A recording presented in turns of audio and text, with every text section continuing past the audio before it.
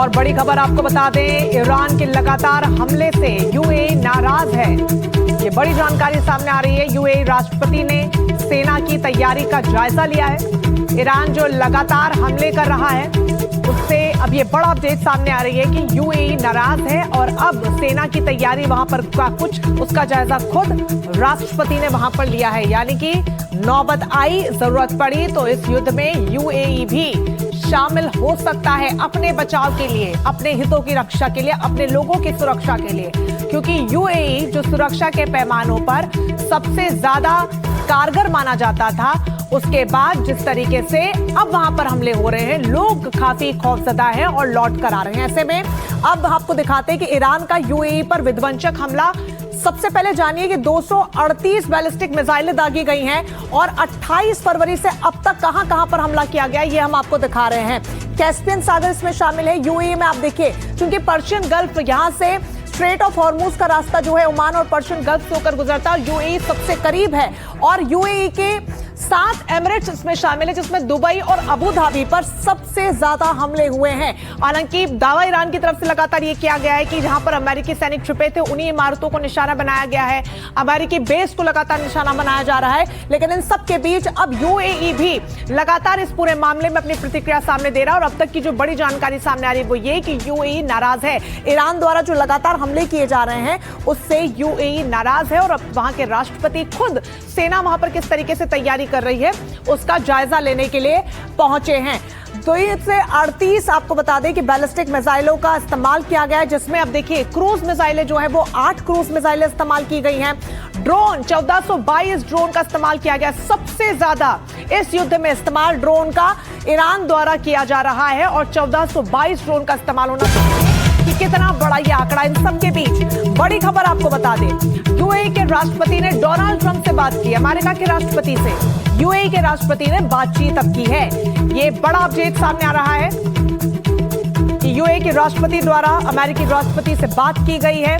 हालांकि इस तरीके के तनावपूर्ण माहौल में ये बातचीत अपने आप में बेहद महत्वपूर्ण हो जाती है। हालांकि एक लामबंदी लगातार ईरान के खिलाफ अमेरिका और इजराइल कर ही रहे हैं। इन सब के बीच मिडिल ईस्ट के जो तमाम देश हैं, कैसे उनको अपने खेमे में किया जाए, क्योंकि इराक हो, यूएई हो, लगातार हमले ईरान की तरफ से भी किए जा रहे हैं। हालांकि ईरान का दावा यही है कि आपको नुकसान पहुंचाने का कोई इरादा नहीं है। अमेरिकी बेस जहां पर है उसी को हम ध्वस्त कर रहे हैं।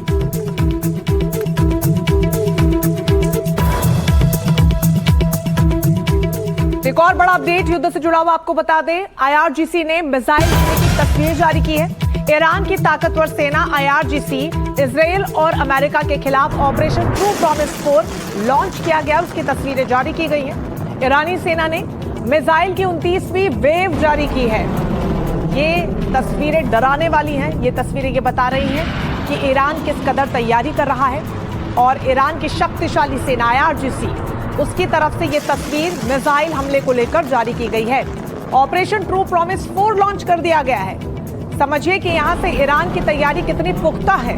हालांकि ईरान के पास खोने के लिए अब कुछ बचा नहीं है, लेकिन इस युद्ध में पूरी तरीके से, पूरी ताकत के साथ ईरान डटा हुआ है। और ईरान ये कह भी रहा है कि अगर अमेरिका अपनी सेना को उतारती है, ग्राउंड जीरो पर ईरान में भेजती है, तो भी हम पूरी तरीके से तैयार हैं सामना करने के लिए।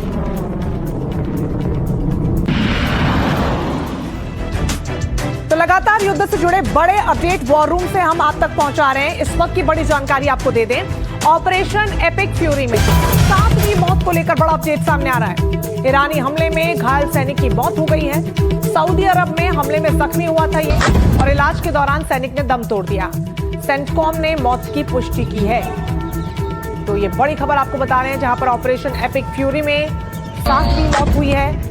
ईरानी हमले में घायल सैनिक की मौत की खबर सामने आ रही है। सऊदी अरब में यह हमला हुआ था, जहां पर यह सैनिक जख्मी हो गया था, अस्पताल इसे पहुंचाया गया और इलाज के दौरान सैनिक ने दम तोड़ दिया। सेंटकॉम ने अब इस खबर में मौत की पुष्टि की है।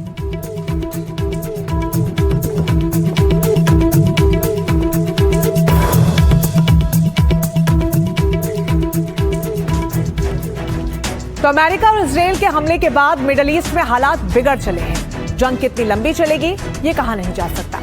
अमेरिका ने यहां 2 बड़े जंगी बेड़े पहले ही लगा रखे थे। अब तीसरा बेड़ा भी अमेरिका ने तैनात करने को जा रहा है। USS George एच.डब्ल्यू. बुश को भी मिडल ईस्ट में तैनाती के लिए भेजा जा रहा है।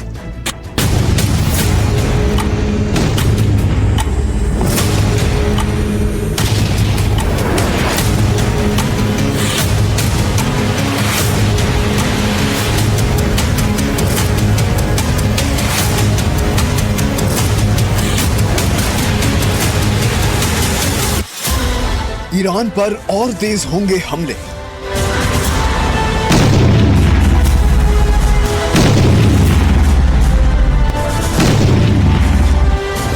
अमेरिका भेज रहा तीसरा जंगी बेड़ा।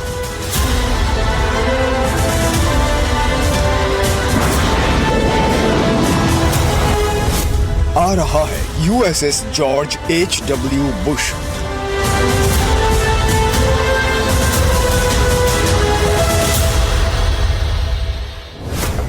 ईरान के साथ तेज होते युद्ध के बीच अमेरिका अपनी ताकत को और मजबूत कर रहा है। शायद उसे ये एहसास हो चुका है कि युद्ध लंबा चलने वाला है।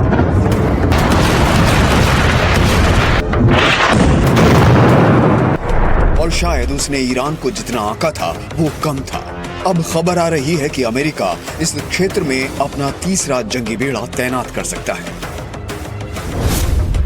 अमेरिकी मीडिया फॉक्स न्यूज ने यूएसएस नेवी के हवाले से बताया कि यूएसएस जॉर्ज एच.डब्ल्यू. बुश को मिडिल ईस्ट में तैनात किया जा सकता है। इसने बीते गुरुवार को अपनी प्री डिप्लॉयमेंट ट्रेनिंग पूरी कर ली है। कैरियर और उसके स्कॉटिंग वॉरशिप और एयर विंग ने भी ट्रेनिंग पूरी की है।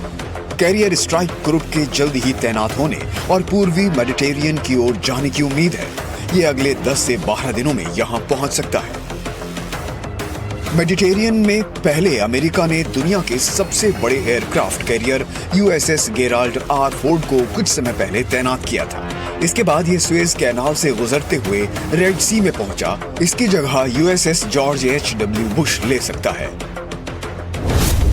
USS George एच.डब्ल्यू. बुश एक अत्यंत शक्तिशाली निमित्ज क्लास परमाणु संचालित विमान वाहक पोत है। ये 1 लाख टन से अधिक वजनी है, 1092 फीट लंबा है और 80-90 से अधिक लड़ाकू विमान ले जा सकता है। इसके बेड़े में F-35 भी शामिल है। हेलीकॉप्टर और टोही विमान भी शामिल है। अत्याधुनिक राडार और मिसाइल रक्षा प्रणालियों से लैस 5000 से ज्यादा कर्मी इस पर मौजूद रहते हैं। 20-25 साल तक बिना ईंधन भरे चलने की क्षमता रखता है। इसकी रफ्तार 30 समुद्री मील यानी करीब 56 किलोमीटर प्रति घंटा है। अमेरिका अगर यूएसएस जॉर्ज एच.डब्ल्यू. बुश को यहां तैनात कर देता है तो ये तीसरा जंगी बेड़ा होगा। ऐसा होने से इस इलाके में अमेरिका की पिछले कुछ समय में ये सबसे बड़ी सैन्य मौजूदगी होगी। अरब सागर में यूएसएस अब्राहम लिंकन तैनात है। रेड सी यानी लाल सागर में यूएसएस गेराल्ड आर फोर्ड तैनात है, जबकि मेडिटेरियन सी यानी भूमध्य सागर में यूएसएस जॉर्ज एच.डब्ल्यू. बुश जल्दी ही पहुंच सकता है। 2 एयरक्राफ्ट कैरियर तो अमेरिका ने ईरान पर हमला करने से कई दिन पहले ही तैनात कर दिए थे। माना जा रहा है कि एक और एयरक्राफ्ट भेजकर अमेरिका अपने हमले तेज कर सकता है। Bureau report, NDTV India.